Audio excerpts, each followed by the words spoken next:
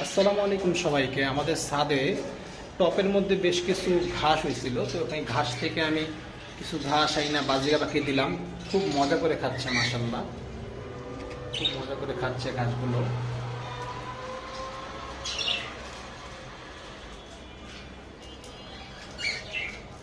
এরকম আপনারা ঘাস অথবা শাক বাজিকা পাখি দিতে পারেন। আমি শাক সবসময় দিই, তো চিন্তা করলাম যে ঘাসটা দেই। ঘাস একদম টপ থেকে তাজা ঘাসটা পেরে এনে দিলাম। মাশাআল্লাহ, খুব সুন্দর খাচ্ছে।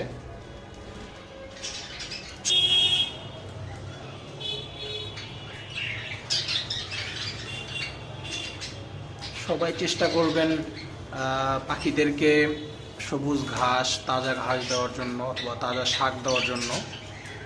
ওরা খুব এনজয় করে এগুলো খায়। সুন্দর একটা আওয়াজ হচ্ছে ওরা খাচ্ছে ঘাসগুলা।